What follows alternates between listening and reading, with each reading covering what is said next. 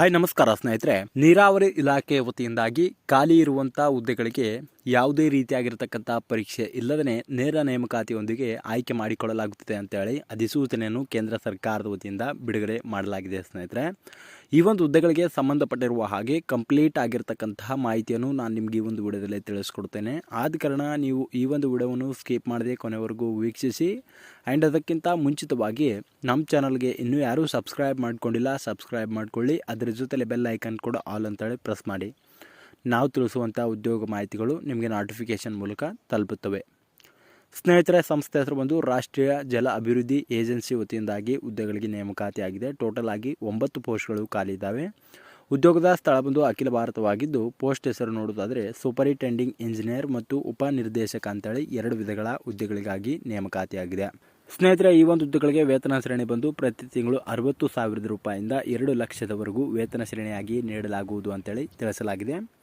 ಹಾಗೆ ಈ ಒಂದು ಹುದ್ದೆಗಳಿಗೆ ವಯಸ್ಸಿನ ಮಿತಿ ಕನಿಷ್ಠ 18 ವರ್ಷ ನಿಗದಿಪಡಿಸಲಾಗಿದೆ ಹಾಗೂ ಗರಿಷ್ಠ 45 ವರ್ಷನ ನಿಗದಿಪಡಿಸಲಾಗಿದ್ದು, ಇನ್ನು ಮುಖ್ಯವಾಗಿ ಶೈಕ್ಷಣಿಕ ಅರ್ಹತೆ ಬಗ್ಗೆ ನೋಡುವುದಾದರೆ ಯಾವುದೇ ಮಾನ್ಯತೆ ಪಡೆದ ವಿದ್ಯಾಸಂಸ್ಥೆ ವತಿಯಿಂದ ಅಭ್ಯರ್ಥಿಗಳು ಡಿಪ್ಲೊಮೊ ಅಥವಾ ಸಿವಿಲ್ ಇಂಜಿನಿಯರಿಂಗ್ನ ಪೂರ್ಣಗೊಳಿಸಿದಲ್ಲಿ ಅರ್ಜಿನ ಸಲ್ಲಿಸಲು ಎಲಿಜಿಬಲ್ ಇರ್ತೀರಾ ಸ್ನೇಹಿತರೆ. ಇನ್ನು ಈ ಒಂದು ಹುದ್ದೆಗಳಿಗೆ ಯಾವುದೇ ರೀತಿಯಾಗಿರ್ತಕ್ಕಂಥ ಅರ್ಜಿ ಶುಲ್ಕ ಇರುವುದಿಲ್ಲ. ಫ್ರೀಯಾಗಿ ಅರ್ಜಿನ ಸಲ್ಲಿಸಬಹುದಾಗಿದೆ. ಯಾವುದೇ ವರ್ಗದ ಅಭ್ಯರ್ಥಿಗಳಾದರೂ ಕೂಡ ಫ್ರೀಯಾಗಿ ಅರ್ಜಿನ ಸಲ್ಲಿಸಬಹುದು. ಇನ್ನು ಅರ್ಜಿ ಯಾವ ರೀತಿ ಸಲ್ಲಿಸಬೇಕಂದ್ರೆ ಆಫ್ಲೈನ್ ಮುಖಾಂತರ ಸಲ್ಲಿಸಬೇಕಾಗುತ್ತದೆ. ನಾವಿಲ್ಲಿ ಸ್ಕ್ರೀನ್ ಮೇಲೆ ತೋರಿಸ್ತಾ ಇದ್ದೀವಿ ನೋಡಿ ಈ ಒಂದು ಅಡ್ರೆಸ್ನ. ಡೆಪ್ಯೂಟಿ ಡೈರೆಕ್ಟರ್ ರಾಷ್ಟ್ರೀಯ ಜಲ ಅಭಿವೃದ್ಧಿ ಸಂಸ್ಥೆ 18/20 ಸಮುದಾಯ ಕೇಂದ್ರ, ಸಾಕೇತ್, ನವದೆಹಲಿ 110017 ಈ ಒಂದು ಅಡ್ರೆಸ್ಗೆ ನೀವು ಆಫ್ಲೈನ್ ಮುಖಾಂತರ ಅರ್ಜಿನ ಸಲ್ಲಿಸಬೇಕಾಗುತ್ತದೆ ಸ್ನೇಹಿತರೆ.